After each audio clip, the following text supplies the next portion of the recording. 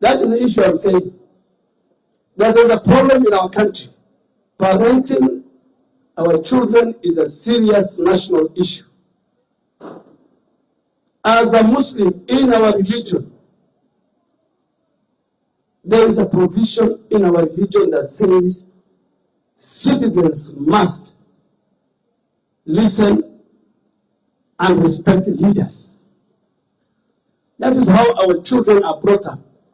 Leaders, whether they're elders, religious leaders, political leaders, our mothers, is an Islamic provision.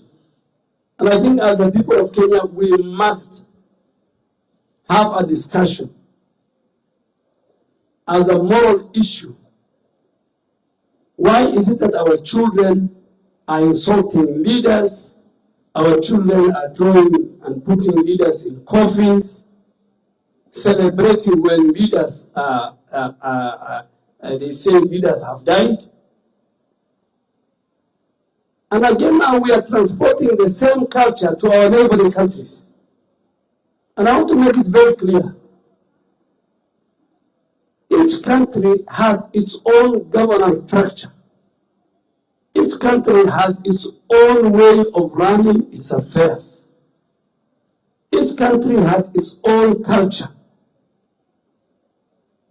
Each country has its own constitution.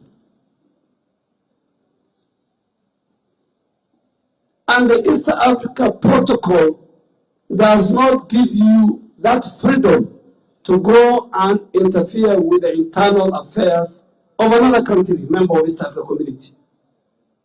And it is very, very sad.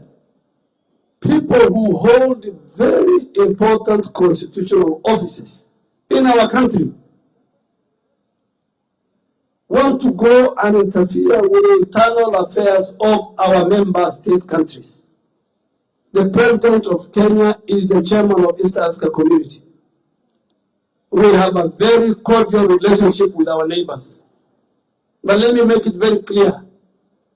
The East Africa Community rules of engagement and protocol does not include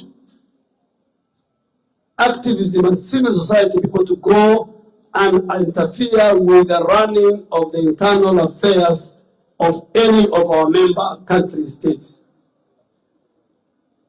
Mambo ya UFC, mimi na governors tumesikizana.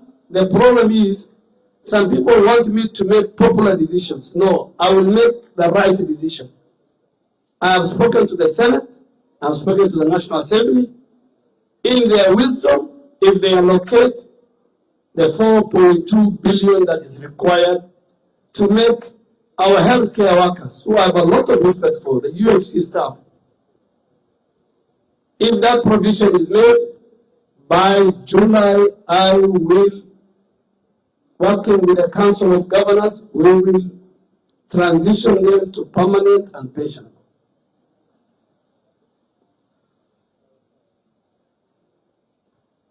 But,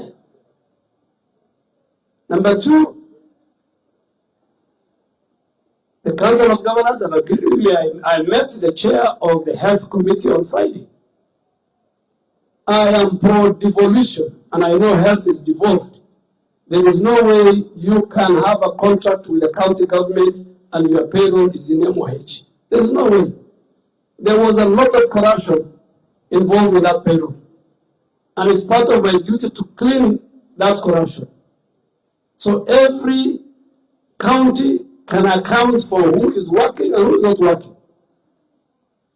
So the payroll on 1st of July, we will transfer. That is what the Constitution, the fourth schedule, is telling me.